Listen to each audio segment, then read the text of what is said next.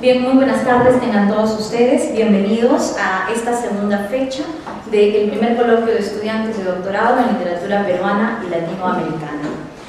Voy a dejar con ustedes a nuestro profesor del curso de seminario de tesis, el director y organizador de este evento, el doctor Antonio González Montes. Un aplauso para él, por favor.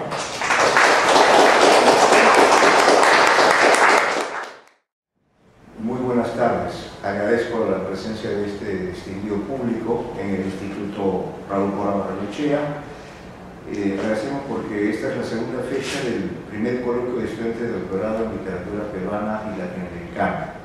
Es muy importante que se realice en este local, que es la casa de Raúl Porra Barrenechea, uno de los grandes maestros sanmarquinos que promovió la investigación, el estudio de la literatura, el interés por las letras.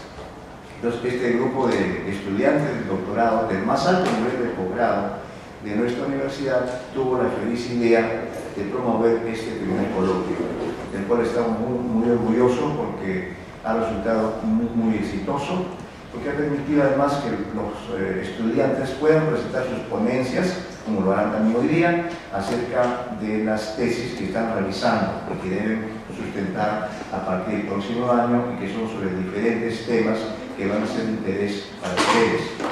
Pero también la idea fue que en este coloquio pudieran participar escritores, críticos, conferencistas magistrales, creadores, es decir, todos los que formamos parte del mundo de la literatura, incluidos los lectores. Por eso en esta segunda fecha queremos saludar, homenajear de alguna forma a las estudiantes que van a participar en esta segunda sesión. Son estudiantes del curso del seminario de tesis que yo dirijo en el posgrado, y enseguida tendremos una mesa de honor y una conferencia magistral, de manera que agradezco al público y vamos a dar pase a Diana Vázquez para que continúe en la conducción de este programa. Muchas gracias. Bien, esta tarde vamos a iniciar con la presencia de la primera conferencia, que es la mutabilidad en la narración oral aymara, el cóndor y su amante en los últimos 100 años. Esta conferencia estará a cargo de Sonia Anchapuri, quien es licenciada en Educación en la especialidad de Lengua y Literatura, es candidata a magíster en docencia de nivel superior y es actualmente alumna del doctorado de literatura peruana y latinoamericana. Invitamos a pasar a la mesa a Sonia, por favor. Un aplauso para ella.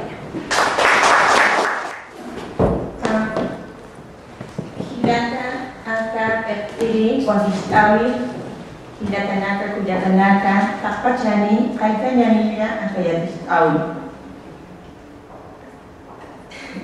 Traducción. En castellano, doctor, estimados compañeros y público asistente, vamos a empezar con el coloquio de hoy.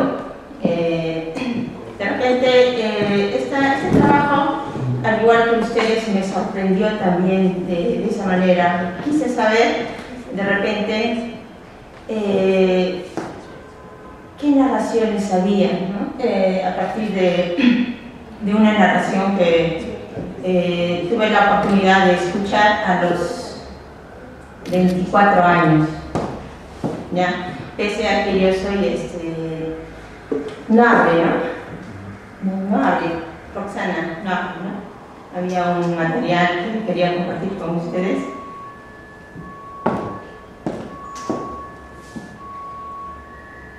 ¿No? Bueno, el tema, como ya lo he mencionado, es la mutabilidad en la narración oral aymara, el cóndor y su amante en los últimos 100 años.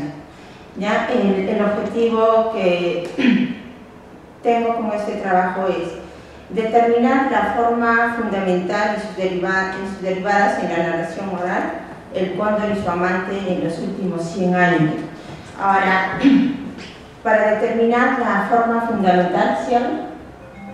La forma fundamental, en realidad, en un inicio, yo quería juntar todo el texto, la mutabilidad, y antes el video escuchen el video para que de repente dure un minuto.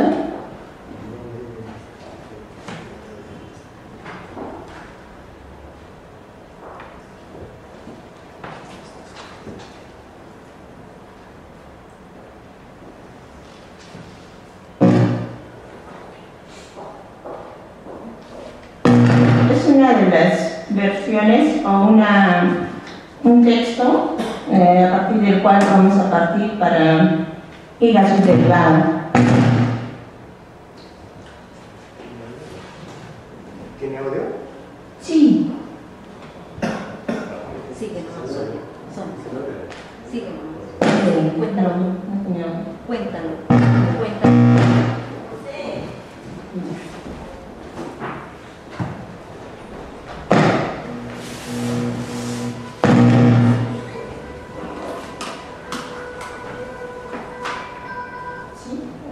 No, sigue. Cuéntalo. Está la imagen, pero... Claro, está la imagen, tú cuéntalo más o menos para saber de qué trata. Ya. La chica que aparece es la pastora. ¿Ya? Ella va, sale cada día al campo con sus ganados y se le aproxima un joven elegante, vestido con terno color negro, con una chalina blanca. Y trata de enamorarla, ¿no? Como ocurre en el campo, de repente jugando en los pastoreos, y en un momento dado le dice, no, hay que jugar a las cargaditas, primero te cargo yo, luego me cargas tú. La chica, a ver, jugaremos, ¿no? Entonces, ya, ¿te cargo? ¿Te gusta? Sí, ahora te voy a cargar, solo que tienes que cerrar el ojo. Y en un momento dado, la chica cierra los ojos y de pronto siente que no vayas a abrir por ninguna razón. Entonces, la chica está ahí, qué divertido, volando, y de pronto abajo le dice, cuando abre los ojos, y está por encima arriba, ¿no? Donde ya no puede saltar, no tiene opción. El cóndor la hace llegar a su nido, donde están restos de carne y plumas nada más, ¿no? Entonces, no tiene otro remedio que llorar, y pasa un año, llega a tener un hijito.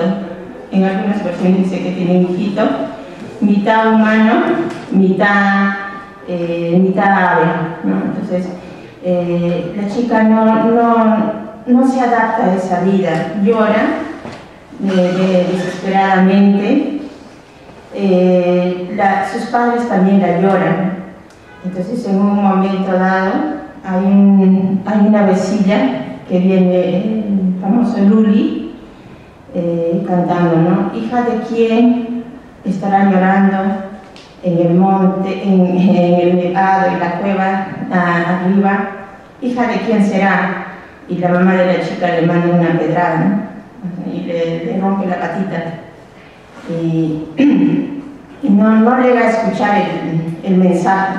Y así todos los días el Luli cantaba, hija de quién estará en el monte llorando, hasta que un día le dice, si me das miel o me regalas las flores de tu jardín, voy a decirte lo que pasa con tu hija. Entonces, la chica de verdad le cambia, ¿no? Entonces, va en algunas versiones se dice que con ayuda de los burros, en algunas versiones dicen que el picaflor la cargó, ¿no?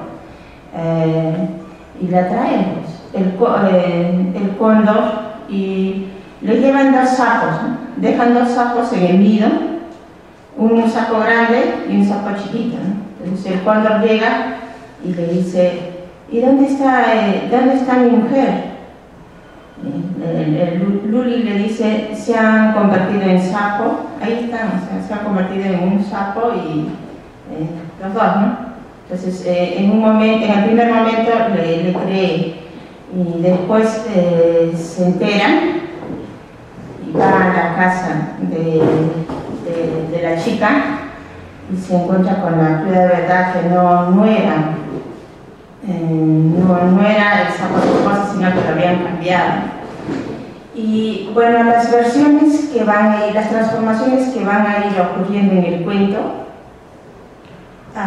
lo hemos denominado como mutabilidad, ¿no? Que se entiendas esto. Las diapositivas tampoco salen, Roxana. ¿Las diapositivas tampoco? Ya. Bueno, entiéndase la mutabilidad como una característica que permite a la oralidad cambiar, bueno, según Vladimir Prop, dice que se pueden cambiar los personajes, ¿ya? En algunos casos, por ejemplo, el donante aparece como les decía el picaflor, y en algunos casos aparece el loro, y en algunos casos el perro, en algunos casos aparece el burro también. Entonces, el objetivo es eso, de repente con esta forma no se ha llegado a acabar con las narraciones orales aymaras, ya sean como mitos, cuentos o leyendas. O sea, no han llegado, digamos, a extinguirse ese tipo de narraciones gracias a esa característica llamada mutabilidad. Bueno, según Feliciano Padilla, esta mutabilidad tiene mucho que ver con la historia, ¿ya? Por ejemplo, cuando aparece como donante el burro, quiere decir que es después de la llegada de los españoles, ¿no? Yo la titulé en los últimos 100 años. He tratado de buscar narraciones orales recopiladas y escritas ya que tengan la fecha, ya el año, ¿no? Entonces encontré algunas que aparecen ahí, no les podemos mostrar. Hasta ahora tengo 16 mutabilidades, 16 narraciones en las cuales se observa, o sea, prácticamente tiene que ver con la morfología del cuento, ¿ya? Entonces, de repente también con el trabajo se quiere demostrar que la mutabilidad es más propia de la oralidad que del texto escrito. ¿Por qué? Porque en un texto escrito el autor es alguien conocido y la obra creada es considerada también como algo individual y personal. La obra termina, salvo correcciones o enmiendas posteriores, es algo fijo, estático, y ya no lo puede cambiar, a menos que sea modificada, pero por el mismo autor, ojo. En cambio, la literatura oral, sí, como no tiene autor, es propio de la colectividad. Cualquier personaje del pueblo se da ese privilegio de crear de acuerdo a los cambios que ocurren en el medio, en el tiempo, en el lugar, y introduce pues un poco de su creatividad, ¿no? Entonces a eso es a lo que me he estado dedicando con la tesis. De repente el objetivo también es establecer algunos tipos de mutabilidad, ya que no encontré muchos trabajos al respecto. Entonces, por ejemplo, cuando se explica, en algunos textos que aparecen, se puede observar que es una leyenda, porque en el cóndor y su amante aparece como donante o como ayudante el loro, ¿ya? Donde se dice que en la antigüedad los loros habían sido grandes, pero como el cóndor se lo comió y pasó por todo el estómago saliendo por el recto, lo expulsó en pedacitos. Entonces, a partir de esa fecha, los loros son pequeños y aparte de eso, habitarían en la sierra, ¿no? Porque estas son narraciones orales aymaras, ¿no? Entonces, fueron expulsados a la selva. Entonces, en ese cuento, por ejemplo, en esa narración, perdón, es una leyenda, está explicando el origen de los loros. En algunas partes, en algunas narraciones aparece explicando el origen del picaflor, ¿no? Entonces, en algunas narraciones solamente es un cuento. También aparecen como tipo fábula, ¿no? O sea, la chica, en el momento que llega a la casa, sus padres, para que no la vean, les cuenten un cántaro. Y el cóndor, al no encontrarla, llora lágrimas de sangre. Y esa sangre, llora lágrimas de sangre y se van. Entonces, cuando abren el cántaro y encuentran solamente huesitos, o sea, huesos blancos, y ahí entra pues lo que es la cosmovisión andina. O sea, dicen que cuando alguien te pretende por primera vez, o sea, no puedes rechazarlo. O sea, no, como que los cuentos aymaras, a lo que he estado estudiando, ¿no? A lo que he estado recopilando y a la vez analizando, tal vez no son como los cuentos creados que nosotros conocemos, sino a través de estos cuentos se ha transmitido, prácticamente eran para educar, ¿ya?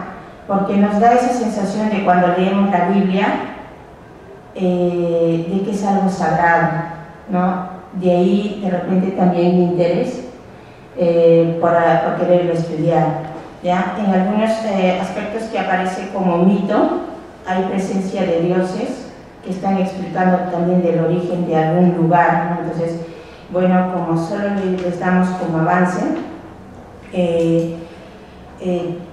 tal vez también quisiera compartirles que las transformaciones posibles, las transformaciones posibles estarían dándose por reducción, ¿no? En algunas narraciones por reducción, según esto, tomando la bibliografía proporcionada por Black Libro, porque tampoco hay, como les digo, no hay mucha información sobre la oralidad y sobre todo sobre las narraciones orales aymaras, ¿no? Entonces, yo estoy en ese proceso de leer y recopilar información que me ayude a establecer criterios, criterios que me ayuden a establecer la forma fundamental y las formas derivadas, ¿no? Al principio, inclusive, había optado en hacer todas las narraciones. Bueno, entonces seguramente la tesis va a salir. Ese era el avance que quería compartir con ustedes.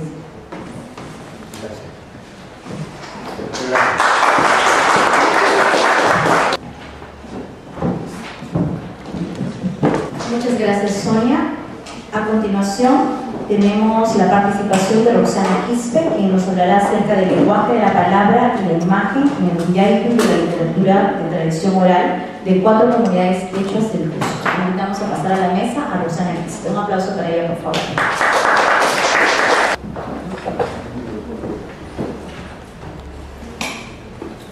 Buenas tardes. Para efectos de la presentación y para este evento, el título de mi investigación es El lenguaje de la palabra y la imagen en el Villaicu de la literatura de tradición oral de 4 comunidades quechuas del Cusco. Bien, en esta parte trataré de dar una aproximación al porqué del uso de la categoría literatura de tradición oral. Bueno, desde tiempos inmemorables, los individuos de cada comunidad utilizan al runasimi como un instrumento de comunicación para transmitir conocimientos que permiten definir que nuestra historia literaria comenzó con la oralidad, estableciendo el origen prehispánico de la literatura nacional en sus diversas presentaciones. Es así que Porras Barrenechea dice: el mito y el cuento popular anteceden, según los sociólogos, a la historia. El pueblo incaico fue especialmente propenso a contar fábulas y leyendas. Por su parte, Cornejo Polar afirma que el origen de nuestra literatura, que es más antigua en cuanto nos reconocemos en una historia que viene de muy lejos y traspasa por largo el límite de la conquista, La irrupción de la nueva cultura en nuestras tierras trajo consigo una imposición de obligaciones y sometimientos ajenos a la preservación de nuestra literatura. Nos conducen a imaginar lo difícil de la asimilación de los nuevos paradigmas que relacionan dos mundos totalmente diferentes. En efecto, el encuentro de Cajamarca, según lo relata Guamán Poma de Ayala, es el primer contacto dramático entre el reino de la escritura y el reino de la oralidad, dando lugar al comienzo de la heterogeneidad que pesa sobre nuestra literatura. Es así que Cornejo Polar y entre otros, entre un par de autores, en la denominada Crónica de Cajamarca, nombran tal interacción como grado cero, como el inicio de la conflictiva relación entre escritura y oralidad, donde Cornejo Polar cita, o si se quiere, el punto en el cual la oralidad y la escritura no solamente marcan sus diferencias extremas, que hacen evidente su mutua ajenidad y su recíproca agresividad y agresiva repulsión. Parte de esta literatura se recopila desde el tiempo de los primeros cronistas. El primer núcleo de textos significativos surge entre 1550 y 1615, periodo de la consolidación del sistema colonial.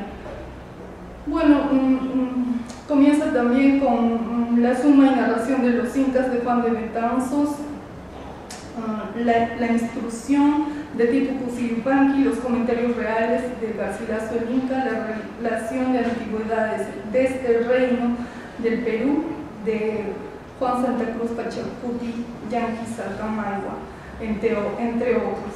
Y más que cualquier otro texto del periodo colonial, la primera nueva crónica y buen gobierno hacia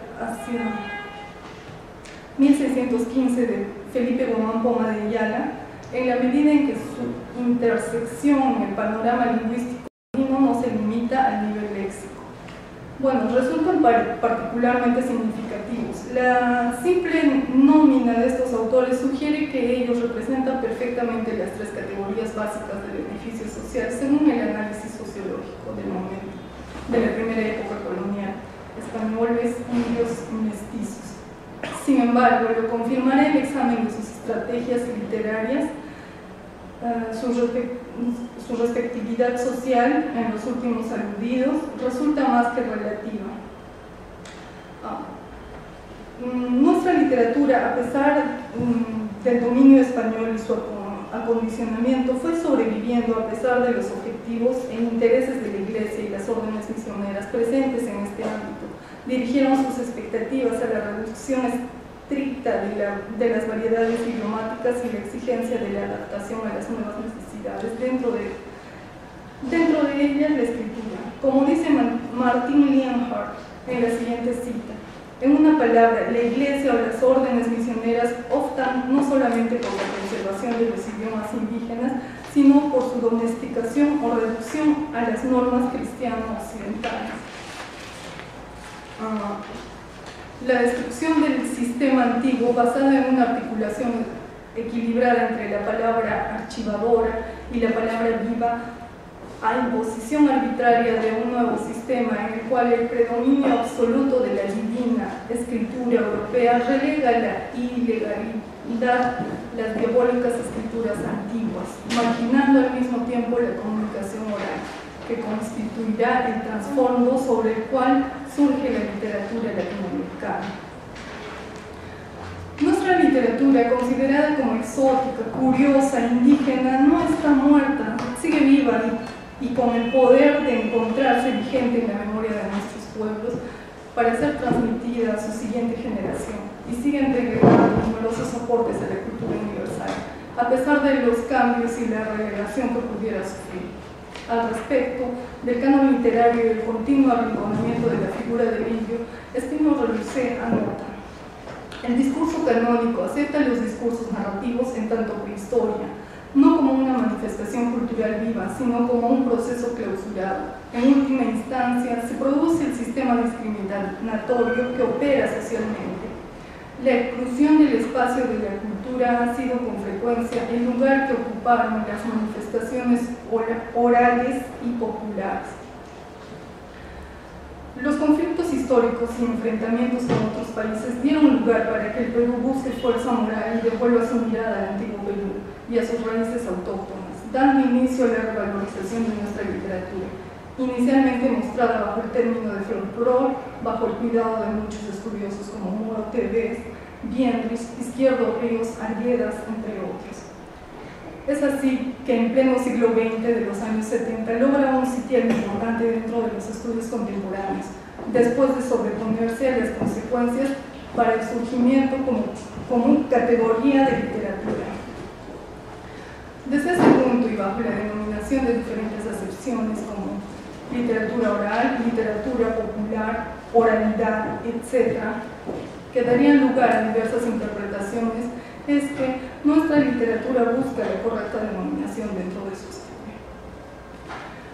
Por su carácter de transformación de conocimientos, principalmente orales, y como parte de la transmisión de una sociedad desde tiempos ancestrales para ser aceptados y transmitidos de una generación a otra, pasa a distinguirse hoy en día como literatura de tradición oral, importancia destacada dentro de los estudios de investigación y de la crítica literaria.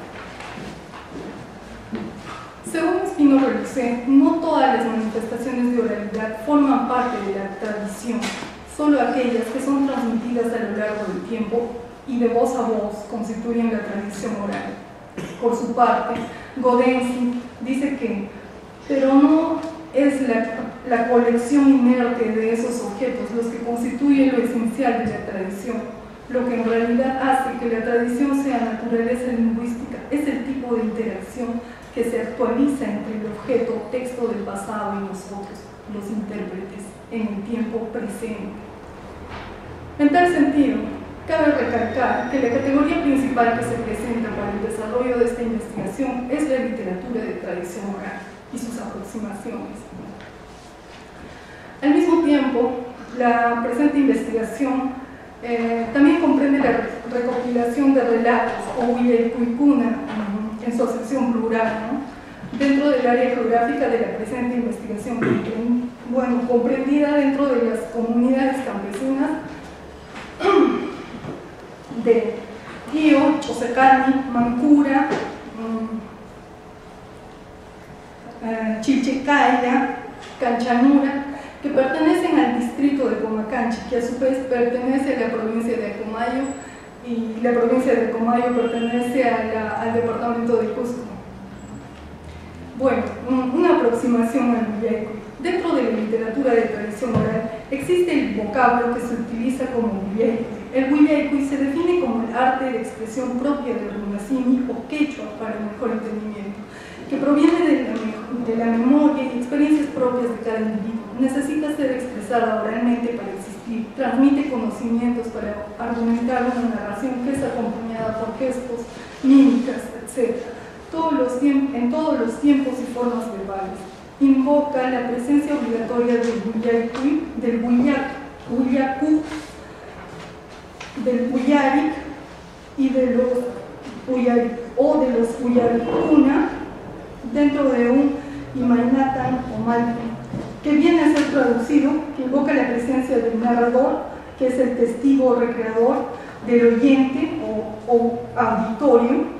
Y bueno, tendría que acotar necesariamente también una serie de circunstancias que favorecen el contexto en el que se desarrolla, alternando y poniendo recíproca dependencia y dominio entre los actantes.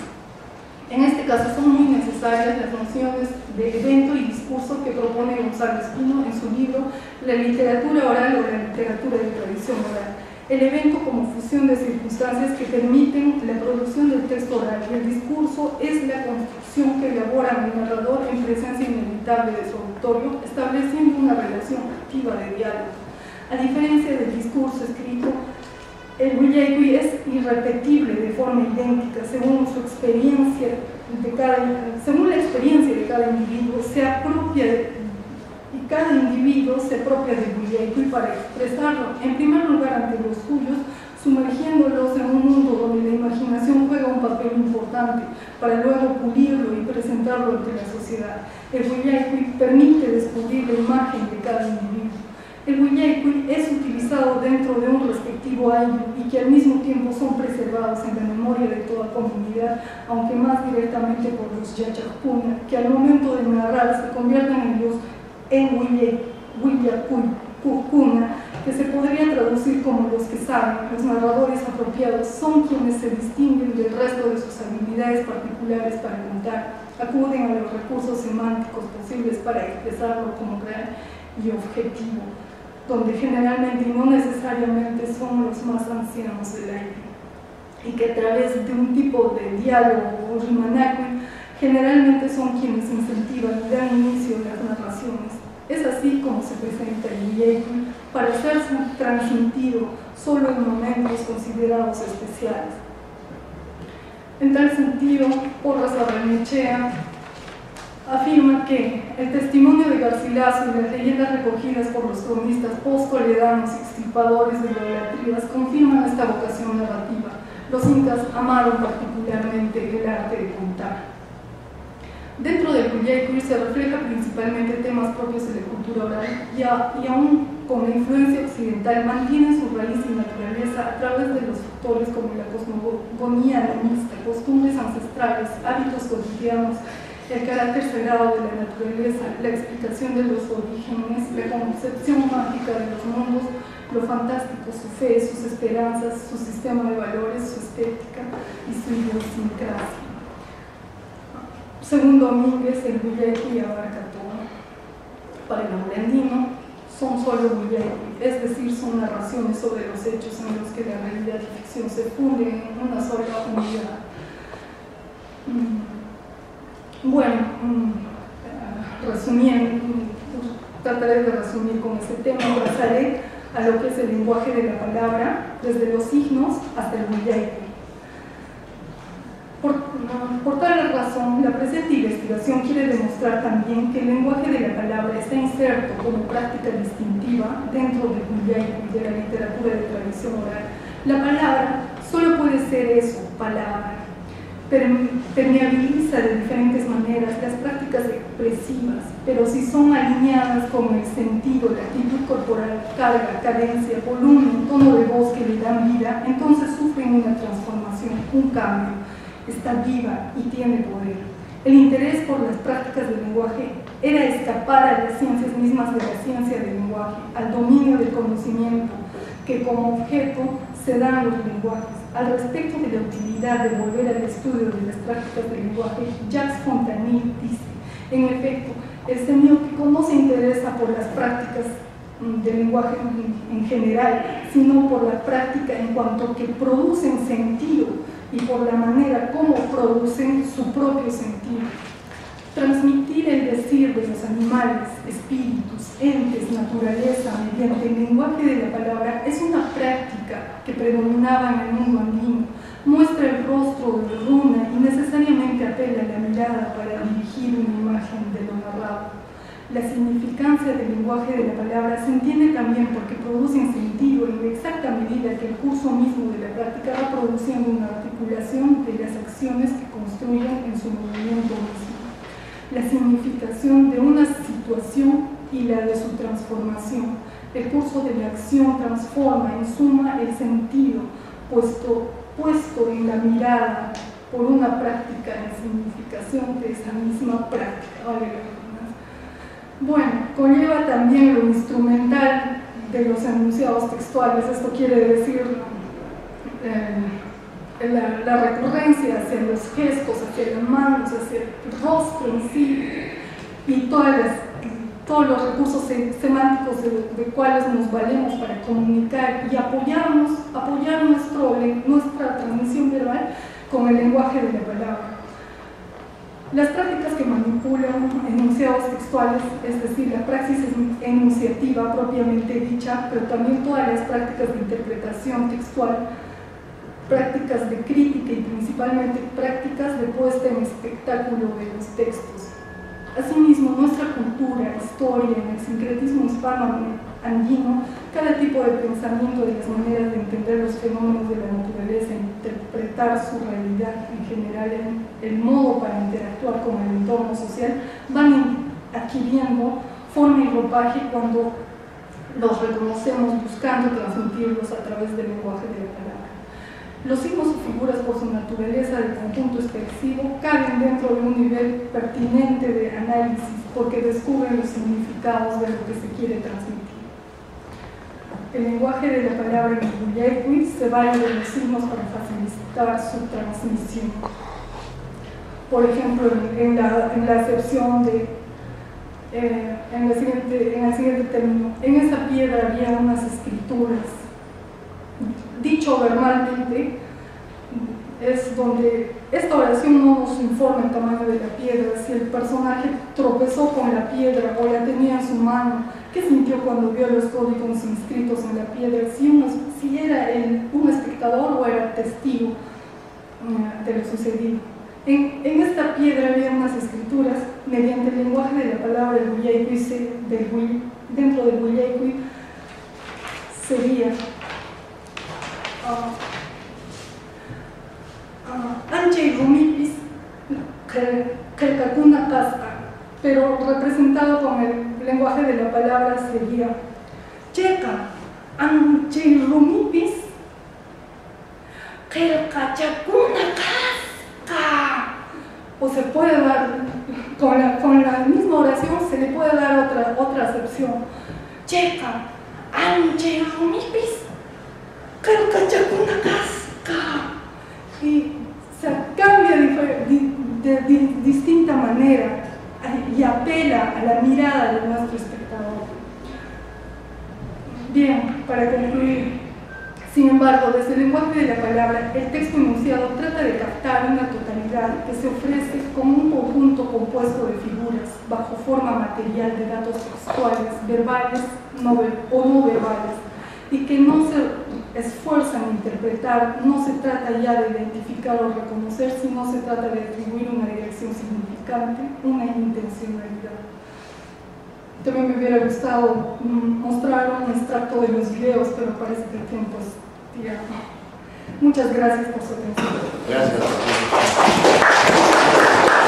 Muchas gracias, Roxana. A continuación nos acompaña Roxana Camandigo, quien nos hablará acerca del personaje femenino en la narrativa literaria de la violencia política del Perú de los años 1980.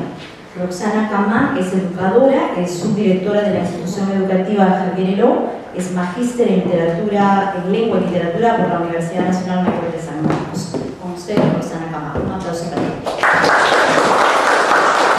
Buenas tardes a todos ustedes, un saludo cordial a usted, doctor, y a mis compañeros con quienes estamos inmersos en este proyecto.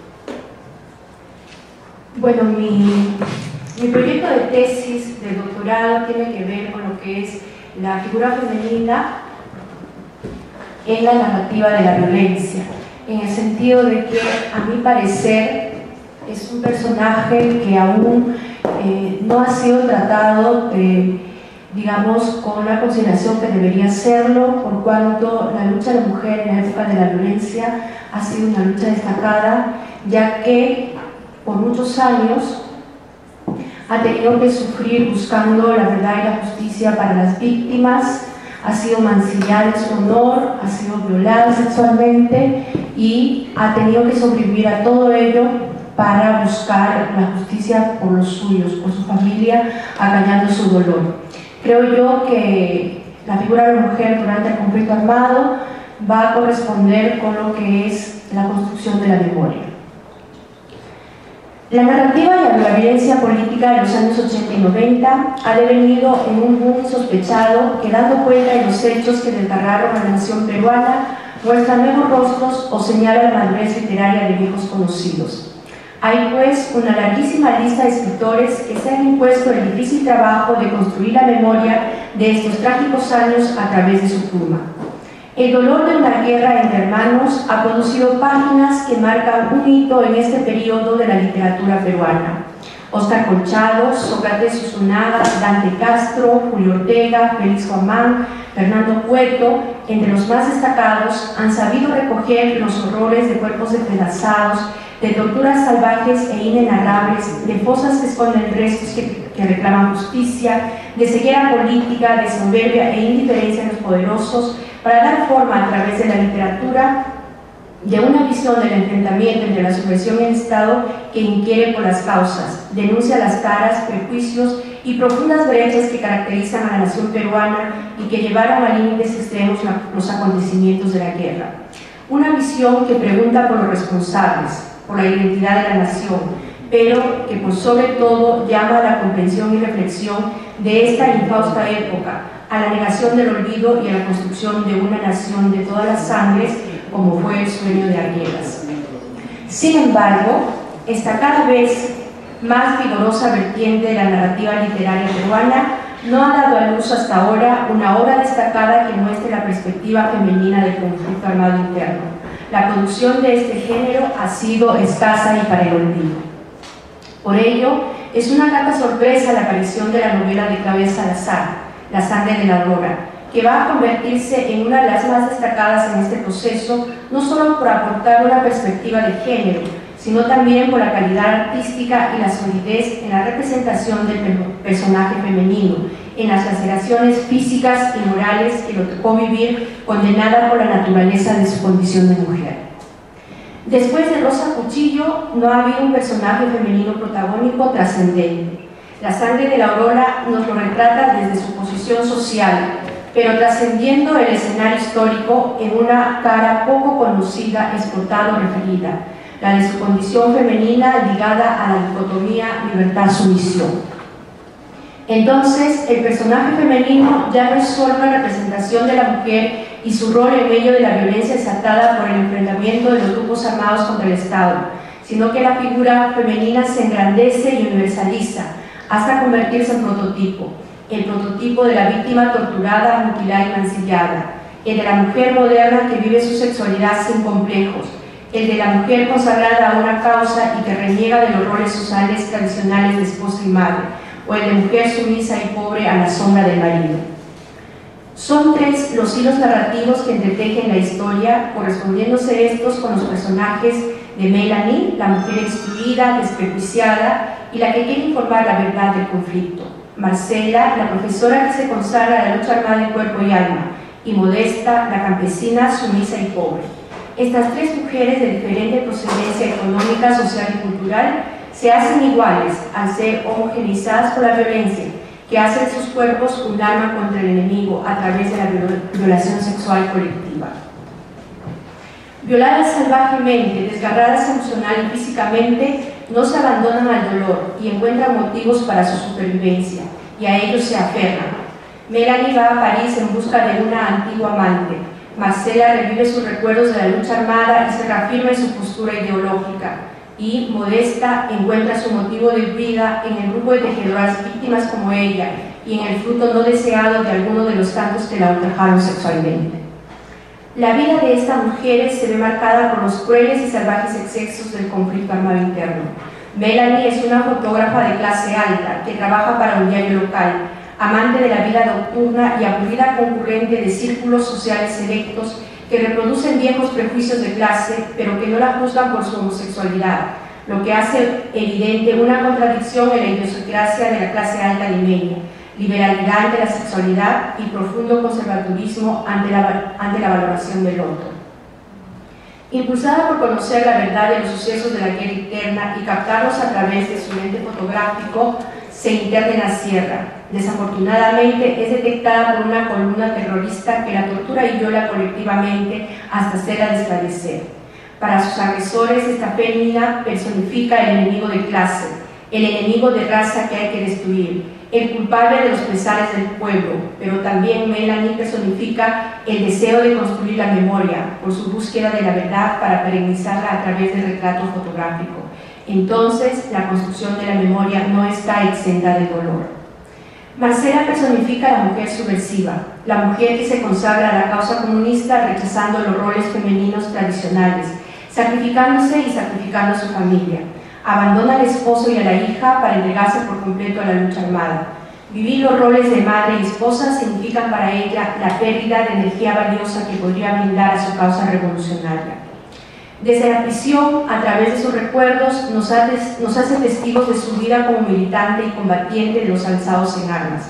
El relato de su travesía junto al partido nos pone frente a la representación de acontecimientos medulares de la trayectoria de Sendero Luminoso, de su accionar e ideología.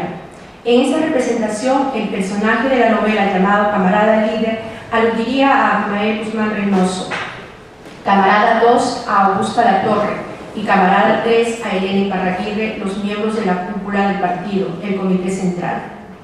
Llama la atención cómo la vida de Marcela se corresponde en la vida real con la vida de Elena Iparraguirre. Marcela conoce a la Camarada 2, Fernanda, y con ella recorren asentamientos humanos desarrollando proyectos en favor de los más necesitados. De la mano de Fernanda ingresa al partido y conoce al Camarada Líder. Esas experiencias la llevan a tomar la drástica decisión de abandonar a su familia y entregarse por completo a la lucha armada. El partido la necesita en cuerpo y alma. Así, la ficción repite la historia de Elena Iparraguirre, quien se vincula con Augusta Latorre y Abimael Guzmán y se inserta en el proyecto senderista. Los inicios de Sendero Luminoso, desde el trabajo social y adoctrinamiento hasta el levantamiento en armas, las desavenencias de Augusta Latorre con la estrategia misteriosa y nunca esclarecida, la captura de Abimael Guzmán se representan en la ficción a través de este personaje, de manera directa o sugerente, sea en sus recuerdos, en los interrogatorios a que es sometida en prisión. Tanto Melanie como Marcela son dueñas de su destino, mujeres independientes, que aunque la violencia marca sus vidas, ellas han elegido libremente cómo vivir su condición femenina, y ambas lo hacen desafiando los roles tradicionales. Una es lesbiana y la otra reniega de su rol de esposa y madre. No pasa lo mismo con Modesta, la campesina andina. Sometida al marido, vive como esposa a su servicio y como madre criando a sus hijos, dedicada al trabajo doméstico. Se siente atrapada por las dificultades que su clase social asigna a su condición femenina, encontrando consuelo en el contacto con la naturaleza y en sus recuerdos juveniles. El retrato femenino en La sangre de la aurora no solo muestra sus cuerpos desgarrados por la violencia, también los muestra en el goce sexual, como no lo hemos visto antes en la narrativa literaria de los años de la violencia política. Acostumbrados como estábamos a que los narradores varones describan escenas sexuales con libertad, es sorprendente encontrarnos con esta audacia de Claudia Salazar. El deseo y goce sexual es un factor homogeneizante para estos tres personajes. Melanie disfruta abiertamente de su homosexualidad. Modesta también es presentada en este disfrute cuando se enamora de Gaitán, su esposo. Con Marcela sucede algo diferente. Su compromiso con el partido le hace rechazar sexualmente al marido, pero no la convierte en un ser asexual y frío. Por el contrario, ella también expresa el deseo cuando sorprende al Camarada Líder y su esposa en el acto sexual.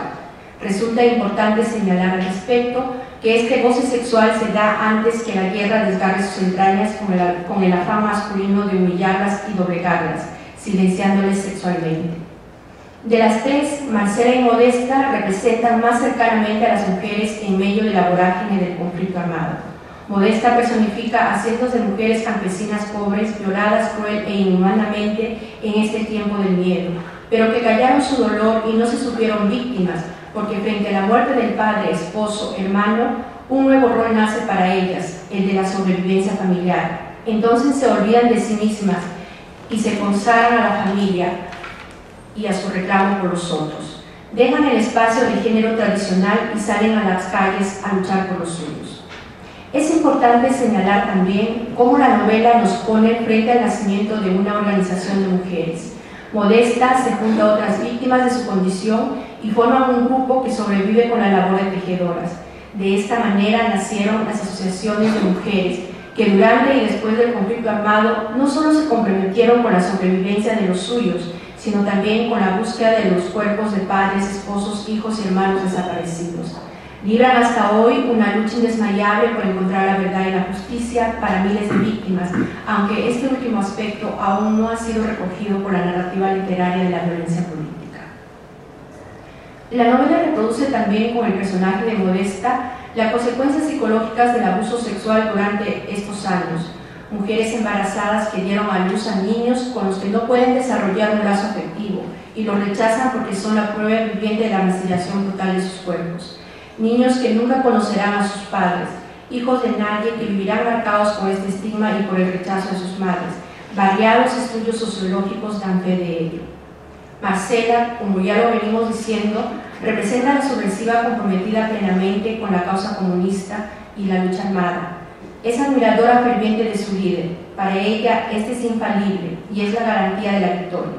No lo cuestiona, solo se somete fielmente a la ideología partidaria.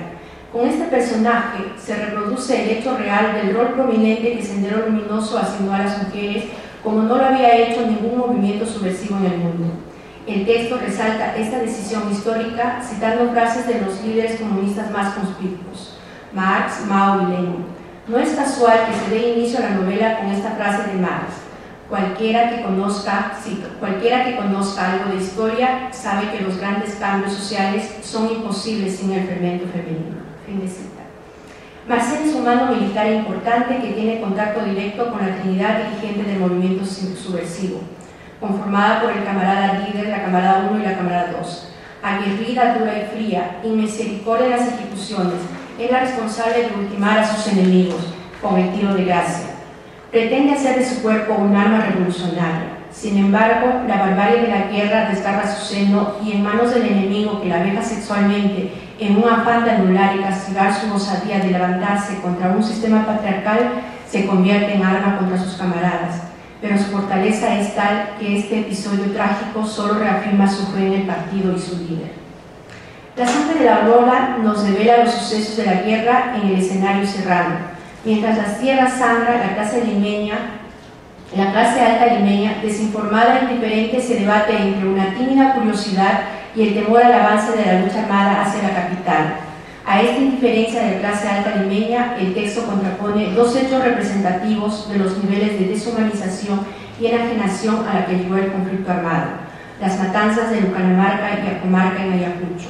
La primera cometida por subversivos en 1983, causando la muerte de 69 personas, y la segunda llevada a cabo por militares en 1985, que asesinaron a 62 campesinos. En ambas carnicerías no se respetaron ni la vida de inocentes, niños, mujeres y ancianos. Al presentar estos acontecimientos, el discurso adquiere características especiales, que intenta reproducir con fidelidad la oralidad y a través de esta lograr la conmoción del lector ante las masacres despiadadas cometidas por uno u otro bando en disputa. Palabras y oraciones se repiten para describir la barbarie. Las víctimas son las mismas, quienes cambian son los agresores y sus armas. La ausencia de comas y puntos, perspectiva múltiple, polifonía y el siniestro crack de los machetazos que destrozan los cuerpos son los recursos que logran transmitirnos la salvajada y crueldad con que actuaron tantos fuerzas del orden como subversivos ante la única víctima de ambos, la comunidad campesina andina. Los mismos recursos narrativos evidencian la atrocidad de las violaciones sexuales sufridas por los tres personajes femeninos, que se hacen uno, diferentes agresores, las mismas humillaciones y laceraciones. Es la mujer y la profanación brutal de su cuerpo en el escenario de un conflicto armado. Podríamos seguir hablando mucho más sobre esta novela, La sangre de la aurora, de Claudia Hernández, pero bueno, el tiempo es corto y simplemente quiero con esta tesis brindar un homenaje a todas las mujeres que derramaron su sangre y que siguen luchando por esclarecer la verdad y la justicia después de la guerra que nos tocó. Gracias.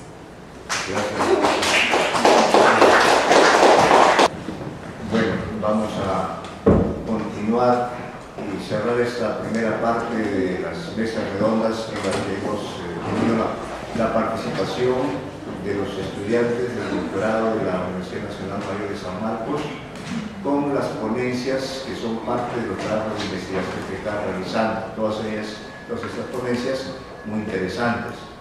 Vamos a tener ahora la presencia de Eliana Vázquez Colchón, con la que cerramos esta secuencia de las ponencias de los estudiantes.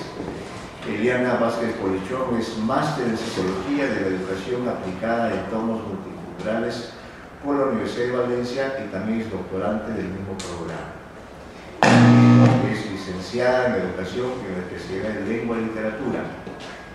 Egresó de la maestría en Literatura Hispanoamericana de la Constitución de la Universidad Católica de Perú y próximamente sustentará su tesis.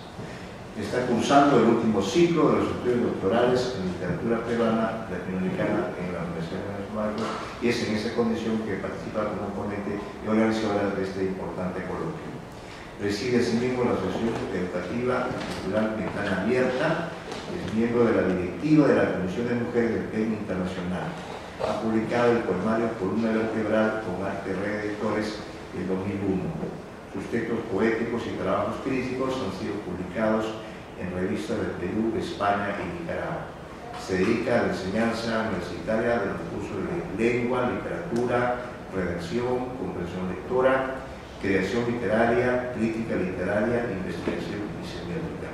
Actualmente es docente de la Universidad Antonio Ruiz de Montoya. Un fuerte aplauso para ella.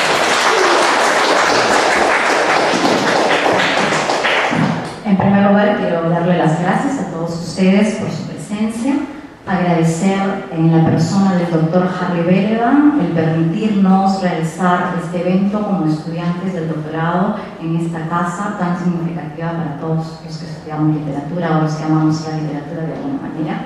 Quiero agradecer también a mi profesor que se encuentra esta vez a mi costado, al doctor Antonio González Montes, ya que gracias a su iniciativa es que todos mis compañeros nos encontramos aquí y hemos tenido, creo que, una primera oportunidad de poder compartir los avances de un proyecto de tesis que siempre es significativo demostrar, porque finalmente la literatura se escribe, ¿no? Se critica y se plasma siempre y cuando hayan oyentes y lectores, ¿no? Y la idea de los trabajos de investigación es que precisamente se hagan públicos, que sean leídos, y creo que la iniciativa del curso de seminario de tesis es una muy buena iniciativa y debería permanecer en el tiempo como una costumbre, una tradición de que todo estudiante, tanto de maestría como de doctorado, sea capaz de demostrar a un público lo que viene realizando y los intereses que cada uno de nosotros tenemos.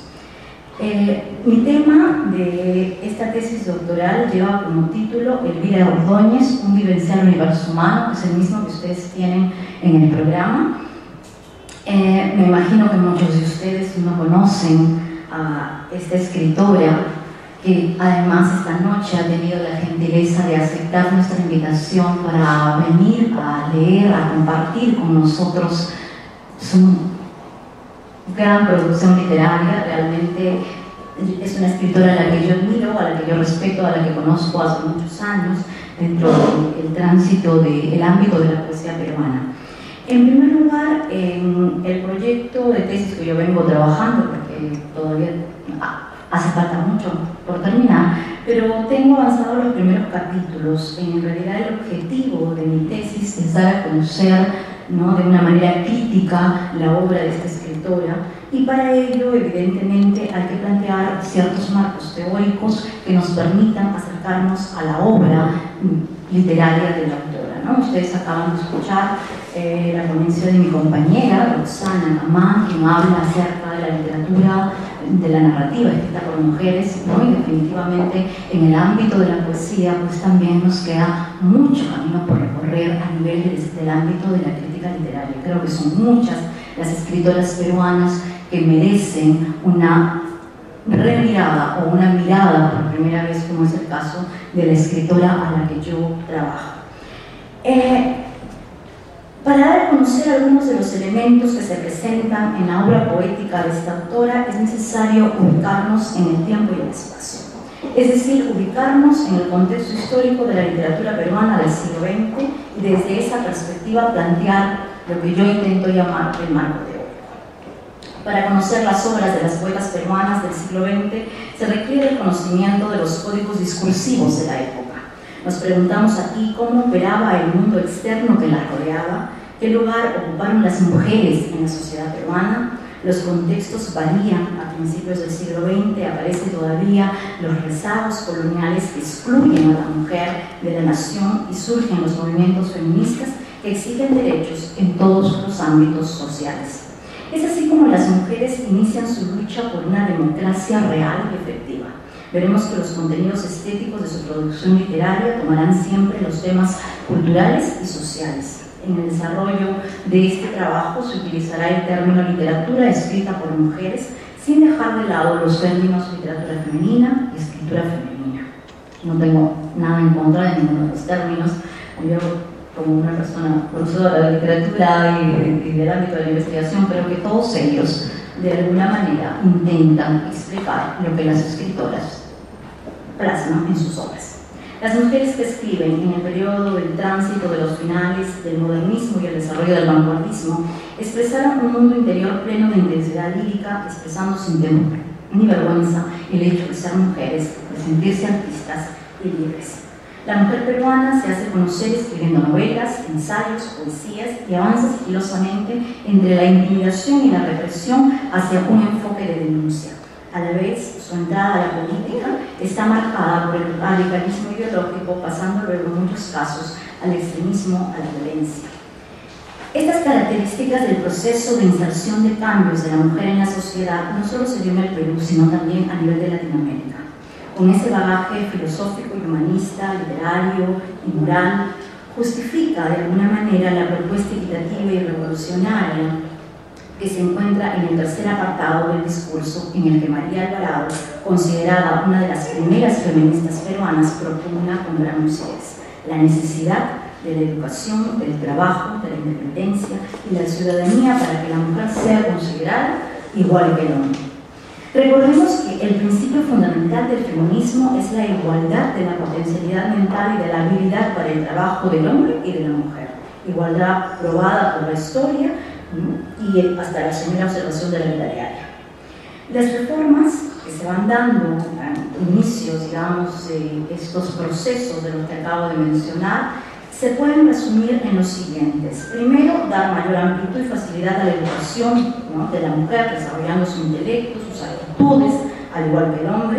Dos, darle acceso a los empleos públicos y profesionales para que pueda subsistir por sus propios recursos. Y tres, que se le conceda los mismos derechos civiles que el varón, libertando de esta forma a la mujer casada de la dependencia que se tenía del esposo o del sometimiento que tiene o del que goza en algunos casos la soltera. Por otro lado, son muchos los movimientos que se van a dar en pro de afirmar este espíritu de incorporación de la mujer al ámbito de la cultura, de la literatura en general. Por otro lado, es necesario identificar aquí algunos de los términos. Una de las críticas que yo considero muy representativa de la literatura femenina de los años 50 en adelante y que ha trabajado a la autora que yo he escogido para esta tesis es Lady Rojas Temple, una escritora peruana que radica en Canadá y que es una crítica literaria muy notada. Ella tiene un libro que publicó hace muy poco, el año pasado, que se titula Canto poético a capela de las escritoras peruanas del año 1900 a 1960. Ese texto he tomado yo una cita que dice lo siguiente: si bien la historia latinoamericana, dice Rojas Temple, no brindó las condiciones de base para que las mujeres tuvieran derecho al voto y a la educación y las escritoras adquirieran ciudadanía política, independencia económica, meditación propia, muchas de las artistas entraron en profesiones liberales, vencieron obstáculos materiales e ideológicos de la sociedad y se expresaron creativamente. Es decir, a partir de esta cita, las escritoras del siglo XX han luchado incansablemente como escritoras, y quizás es por eso que la gran mayoría de ellas busquen incansablemente, con más afán que los escritores varones, las coordenadas de su identidad. Una identidad que en la mayoría de los casos está por inventar o por construirse, como señala uno de los críticos, que citó acá, que es Mañas, en un texto publicado en el 2005. En esta indagación, uno de los temas más logrados por las escritoras es la exploración de la intimidad, quizá condición necesaria en la búsqueda de esa identidad. Otros puntos que las escritoras profundizan en los personajes femeninos de sus obras son el anhelo de alcanzar la libertad, sus conflictos respecto al mundo, sus dificultades y sus logros. Acerca de que si hay algo que influye en una escritora cuando escribe o elige un personaje, Carmen Ollé, una escritora peruana, en el 2000 indica lo siguiente: la literatura está altamente cargada de su condición genérica, que cuando uno escribe, se someta o no se someta a una metodología, eso es muy particular. Para Ollé no existe una literatura propiamente femenina, sino una literatura universal con una variante, la femenina, que no es otra cosa que ver las cosas de modo diferente. Asimismo, ella escribe para todos, hombres, mujeres, y creo que todas las escritoras escribimos para todo tipo de público desde una perspectiva de nuestra cuestión de la identidad.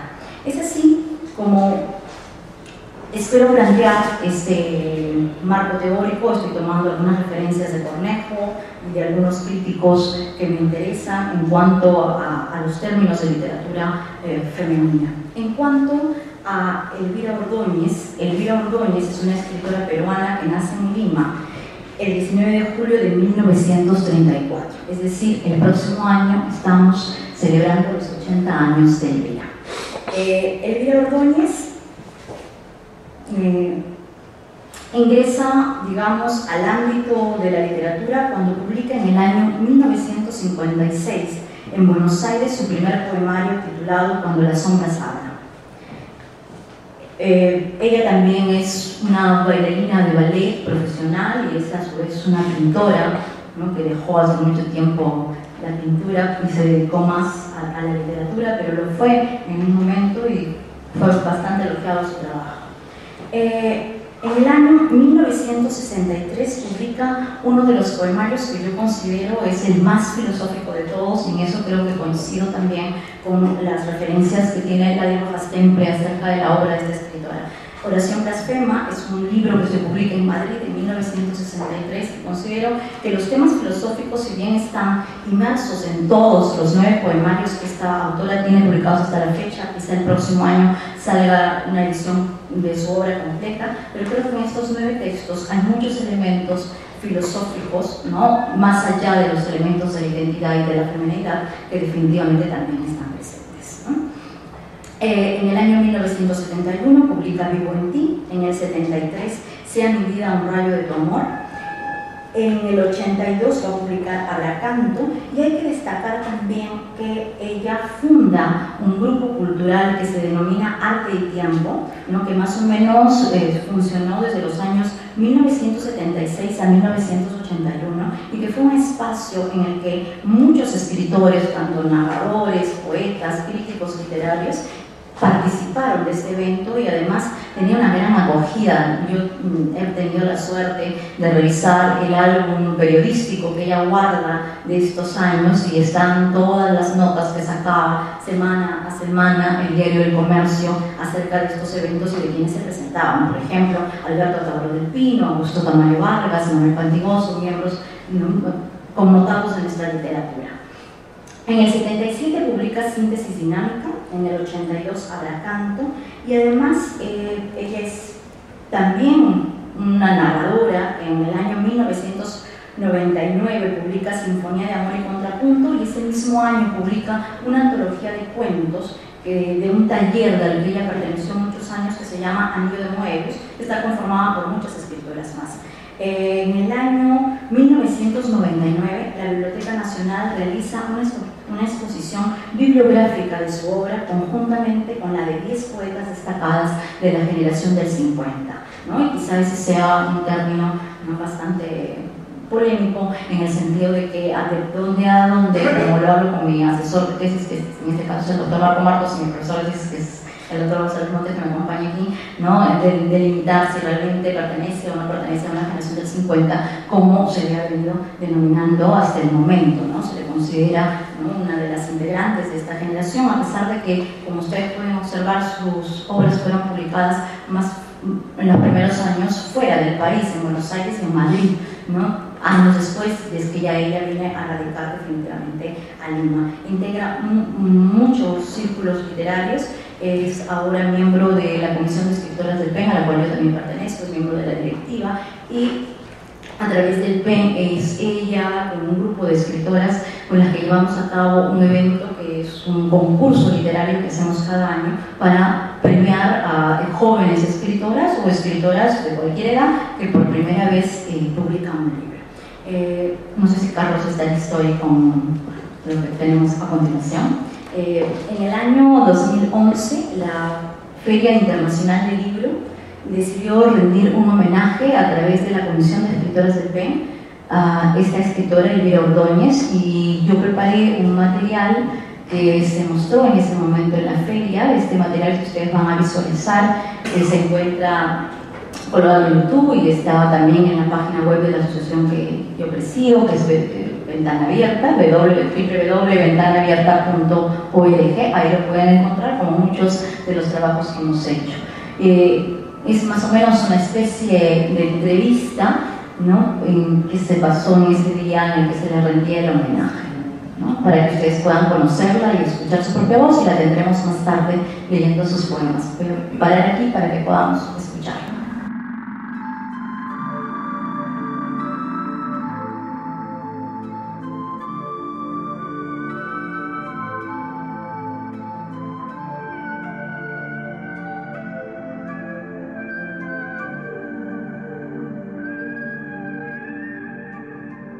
¿Cómo plasmar la lágrima que trasvasó la herida, el ahogado estertor de la vertiente interna, la verdad fecundada como mártir vendible? Tan solo la palabra transforma su mudez en bronce que palpita. ¿Cuál fue tu primer contacto con la literatura? ¿Cómo descubre Elvira la palabra, la lectura? Bueno, mi primer encuentro con la literatura fue a través de Amado Nervo. Brinda hacia el mar la tarde, sumerge sus altos rubores en la celeste levedad de las ondas y renuncia a existir. El hombre niño observa al margen del misterio. Si alza la voz y se deshace en sueños, redunda en el silencio. Baraja sus sentidos ansiando la nueva percepción, y en ellos solo repercute la monotonía del mundo, mientras agacela el ocaso su galope de sombras. ¿Cómo definirías tú tu poesía? Bueno, no podría definirla con una sola palabra, porque dado los años que yo tengo y el momento en que comencé a escribir era el modernismo, estaba influenciada por en esa época. Pero de todas maneras, aunque después cambié porque surgió un nuevo lenguaje en forma natural, como me sucede con el libro Síntesis Dinámica y Abracanto también, en que yo misma tuve que analizar qué es lo que estaba haciendo. Antes habían usado, por ejemplo, ese sistema de adjetivar los sustantivos también y los verbos, ¿no? Los verbos los sustantivaba, pero lo hacían de una manera ocasional dentro de un poema. En cambio, a mí me nació hacer todo un poema en ese estilo, ¿no? Pero no es que yo haya tratado de imitarlo, porque inclusive uno no puede imitarse a sí mismo. Por ejemplo, hay un poema de mi último libro, Respira la palabra, que es el más logrado, que se llama Tsunami. Y yo quisiera imitar lo que he hecho ahí y no puedo. Eso brotó. Es una forma de, por ejemplo, de unir varias palabras para darle mayor significado. Ahora, generalmente las personas que hemos comenzado con el modernismo tenemos regresiones, ¿no? Entonces ahora hay una mezcla entre el lenguaje que le podríamos llamar antiguo para la época y el lenguaje moderno, el lenguaje que está en vigencia, porque en realidad los lenguajes están en el ambiente y uno los va captando, ¿no? En la época en la que empiezas a escribir, ¿cómo das el salto a compartir con otros lo que escribes? ¿Cuándo publicas tu primer libro? Bueno, mi primer libro lo publico en Buenos Aires, que se llama Cuando las sombras hablan. Es el libro que, digamos, más recompensas me ha dado, porque obtuvo, a pesar de ser mi primer libro, el mención honrosa en el Premio Nacional Fomento a la Cultura José Santos Chopin. Parte lo he escrito en el avión cuando iba a Buenos Aires, gran parte lo escribí en Lima. Si bien lo publiqué a los 22, en realidad fue escrito entre los 18 y los 22. La tónica, como dicen, las sombras, ¿no?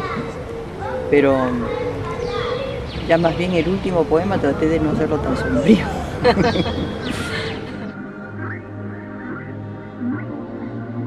Dentro de este mundo de construcción poética, tú trabajas mucho con la palabra. ¿Cómo logras saber que un poema está listo para ser publicado? ¿Cómo logras saber que un libro tiene forma para ser considerado como tal?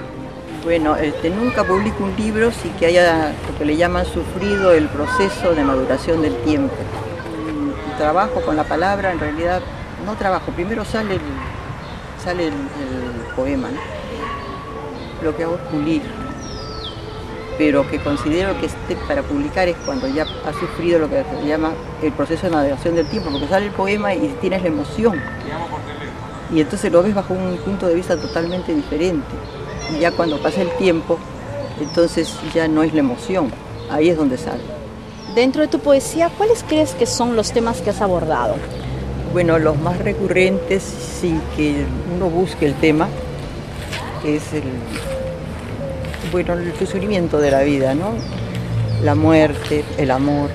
Y uno de mis poemas más terribles lo escribí en Nueva York, me acuerdo, porque mi esposo estaba en una situación delicada en una clínica y yo estaba en el hotel con mi hijo chico, ¿no? Yo decía, si le pasa algo, ¿qué hago? Entonces, ¿qué hice? Agarré un lápiz y escribí uno de los poemas más afirmativos, que es un grito y después que lo terminé de escribir, ahí estuve realmente afirmada y pude soportar ese trance, ¿no? En esta hora inmóvil de mi bruma trato de reunir mi hato de desahucios. No lo hago por mí. ¿Cómo cargar al mundo con mi montón de escombros? Lucharé con mis 32 dientes y con mis 20 garras. Lucharé por mi pilar profundo, mi fundación entera. Y alcanzaré a dinamitar a corazón, a marcha, hasta la última reja. El amor, la muerte, el sufrimiento, porque en realidad el sufrimiento es lo que más mueve en general a los poetas, ¿no? Los sentimientos más hondos. Y a veces casualmente son las frustraciones de la vida las que te hacen florecer, digamos, mejor, ¿no? La profundidad de la vida, y lo profundo en la vida generalmente no es la sonrisa, inclusive en las obras literarias, te das cuenta a qué le dan más valor, pero uno no lo hace porque le dan más valor, es tu tendencia, ¿no? Y sobre todo, la poesía esa es una poesía de desahogo, es una poesía donde tú puedes volcarte, es como una limpieza para el mismo escritor. Elvira, para terminar, quiero darte las gracias por haberme abierto las puertas de tu casa, de tu poesía, de tu amistad de tantos años y no había gozado de la experiencia tan rica que ha sido leerte. Para terminar, quiero preguntarte, ¿qué opinión tienes tú acerca de las corrientes literarias? Bueno, las corrientes literarias en realidad, cuando haces una mirada panorámica y retrospectiva, no tienen importancia. No es que van a ser mejores o peores, porque no importa cómo escribas, es lo que tú dices, lo que te salió de adentro, ¿no? Así que en realidad lo que vale es eso, el sentimiento humano, el valor humano. En esta hora inmóvil de mi bruma trato de reunir mi hato de desahucios. No lo hago por mí. ¿Cómo cargar al mundo con mi montón de escombros? Lucharé con mis 32 dientes y con mis 20 garras. Lucharé por mi pilar profundo, mi fundación entera. Y alcanzaré a dinamitar a corazón, a marcha, hasta la última reja.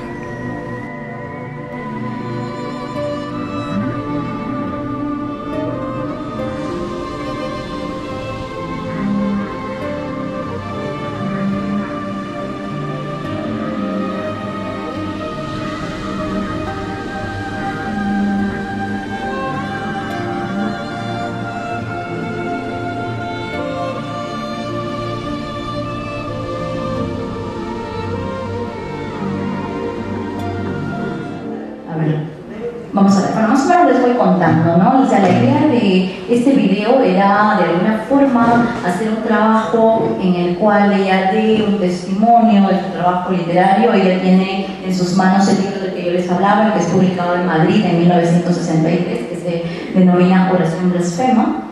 Luego les voy a leer de repente algunos textos. Ella lee aquí algunos poemas, creo que el audio no va a poder mejorarse, ¿verdad? Bueno, pero a ver.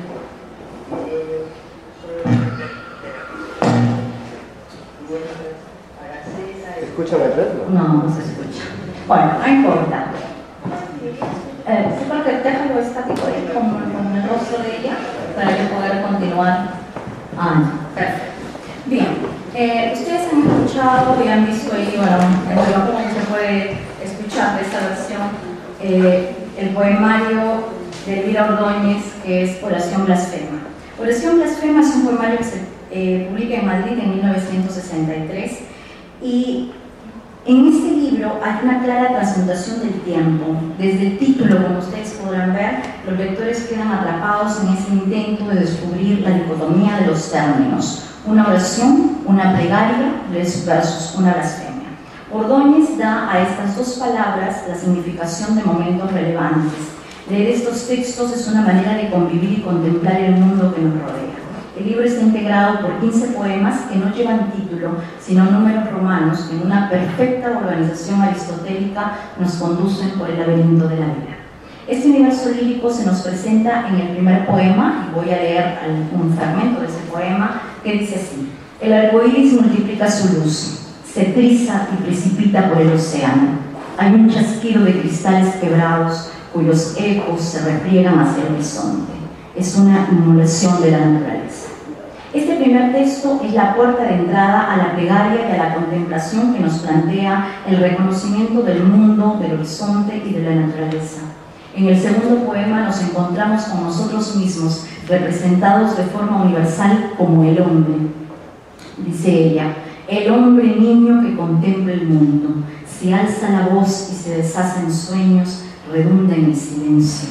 Ese hombre niño ejerce la función del observador que nos adentra en el mundo onírico y el mundo de las sombras. Luego este hombre se nos presenta como una bestia, cito versos de la autora, una bestia ardiendo sobre la estepa oscura, cuajada de dientes y de puños. En este cuarto poema, donde se presenta nítidamente la blasfemia convertida a su vez en esta súplica interrogante del hombre que no sabe quién es, a dónde va, ni por qué está donde está. Cito los versos: aún el hombre es un aborto que el destino cobija, es que tal vez la tierra no es la tierra, sino un osco de estear. Estas interrogantes existencialistas convierten este libro en uno de los más filosóficos de la autora. Nótese que cada una de las imágenes que presentan estos versos nos conmueven y nos tocan. Son latidos de nostalgia, de la soledad humana cuya atmósfera cubre toda esa constante ida y vuelta al pasado, presente y futuro, cuyos rasgos se pierden en la inmensidad del universo poético planteado. El quinto poema viene a ser la reafirmación de este universo. Cuántos cadáveres brillan en las manos, faroles sangrientos donde el amor descarna su sintonía más honda, pero exprimirle al corazón un chorro de agonía no nos da ni una gota de paz o de justicia. Versos de la autora. Así los hilos imaginarios de la historia se insinúan en el presente, pues el atrevimiento se vuelve dolor, sueño, realidad. En esta obra también, al igual que los textos Abracanto, Sinfonía de Amor y Contrapunto, por ejemplo, hay una gran musicalidad. Es una especie como si los poemas formaran una partitura musical para ser representada a dos voces, ¿no? En el caso de Oración Blasfemia, pienso yo que estas dos voces podrían estar representadas, una por ese Dios, ¿no?, al que de alguna manera se cuestiona, se blasfema, y otra, ese hombre, ¿no?, que podemos ser cada uno de nosotros, que interroga y que cuestiona, ¿no?, y que por un momento además ambos parecen anularse, necesitarse, confundirse como sombras y perderse en la eternidad. Esa confusión de roles es la que hace repensar de alguna manera la omnisciencia que se plantea en este libro y hacernos ver que la realidad está más patente que nunca. Muchos de los textos de la autora vamos a encontrar una riqueza semántica impresionante. Elvira Ordóñez es una poeta que trabaja muchísimo la palabra. En esa entrevista, que ustedes la pueden buscar más tarde en el YouTube, ella manifiesta cómo es que llega la poesía, y llega la poesía a través de un libro que se le puso cuando ella era muy pequeña, un libro de Ana Amado Nervo, y desde entonces ella intuitivamente decidió que iba a escribir, no sabía qué cosa escribir, ¿no? Como después la vida la llevó por el camino del baile, como bailarina profesional de ballet, y luego por la pintura, pero la poesía ha sido en Elvira Ordóñez una constante desde la infancia, que definitivamente en la infancia uno nunca sabe qué cosa es lo que está haciendo, ¿no? Pero cuando uno llega por el tránsito de los años a tomar una conciencia, se da cuenta que ese es un lenguaje que ha estado siempre con nosotros.